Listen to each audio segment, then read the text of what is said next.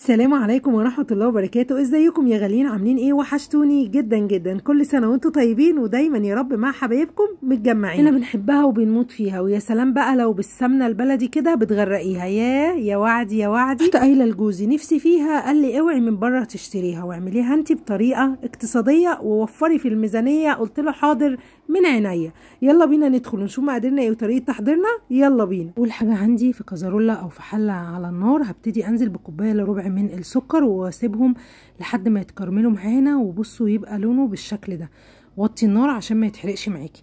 هنزل بعد كده بكوبايه الا ربع من السمنه، والسمنه هنا بلدي، لو انتوا حابين تستخدموا اي نوع سمنه تقدروا تستخدموها. هقلب كويس جدا، وطبعا انتوا عارفين الحلويات الشرقيه بتحب قوي السمنه البلدي.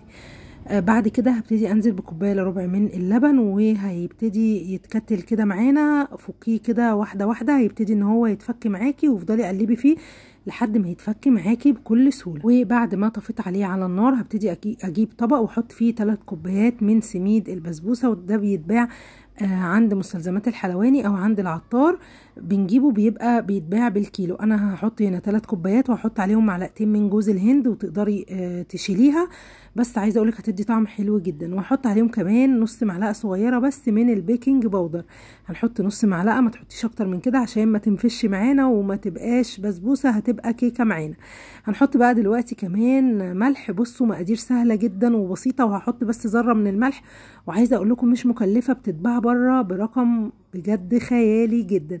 هبتدي بقى اقلب الخليط اللي احنا عملناه على النار، وهبتدي ان انا انزله كده واحده واحده على السميد مع الجوز الهند وكمان البيكنج باودر، واقلبه كده زي ما قلت لكم واحده واحده بالراحه، ما بقلبهوش او بعجنها جامد. البسبوسه كل ما تعجنيها كل ما هتنشف معاكي، وده سر من اسرار البسبوسه علشان تطلع ناجحه معاكي.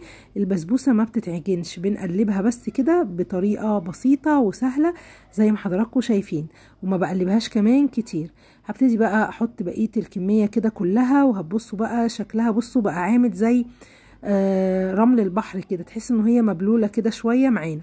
طبعا جوز الهند زي ما انتوا شايفين، او يعني لو عملتوها بيه هتدوقوه بجد هيبقى تحفه جدا وطعمه خطير. هنا بقى جبت صينيه عندي مقاس 24، وابتديت ان انا ادهنها بالسمنه. بحطش بقى فيها طحينه ولا اي حاجه، مش عايزين تكاليف ومصاريف كتيره يا جماعه.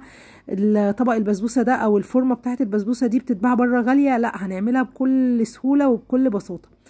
بفردها كده وببتدي افرد كده الوش بتاع البسبوسه زي ما انتوا شايفين بالاسباتيلا، وممكن بايديا لو انت حابه، وهتطلع معانا بقى احلى واجدع بسبوسه بجد طعمها خطير. بعد بقى ما فردتها كويس كده جدا في الصينيه، ابتديت كان عندي شويه كده لوز، رحت جايباهم بقى وحطاهم كده. لو ما عندكيش ما تحطيش، ما تكلفيش نفسك عشان جوزك بقى ما يتضايقش ويزعل ويقول لك انت ما بتوفريش في الميزانيه والكلام ده. طبعا احنا يعني كلنا عارفينه مع بعضينا، فبلاش. حتى انا بوسع، بصوا بوسع كده اللوز مسافات، انا مش بخيله والله العظيم يا جماعه، انا بس عشان الميزانيه مش مكفيه ومش عارفين هنقضي بقيه رمضان هنترمضن ازاي مع بعض، مش عارفه انا الصراحه يعني، فربنا يستر. تعالوا بقى دلوقتي ندخلها كده الفرن، وهندخلها بقى الفرن ونجري على طول نعمل كده الشربات كده او السيرب او الشيره زي ما بيقولوا يعني عليه، ونقفل عليها كده بالف سلامه، عشان اول ما تطلع لنا كده نروح نازلين عليها بالشربات. طبعا انتوا هتقولوا لي ايه بقى الاسود ده او اللي كده، ده جوز الهند يا جماعه. جوز الهند اتحمر معانا عشان هو طبعا ناعم كده وبتاع، فاتحمر معانا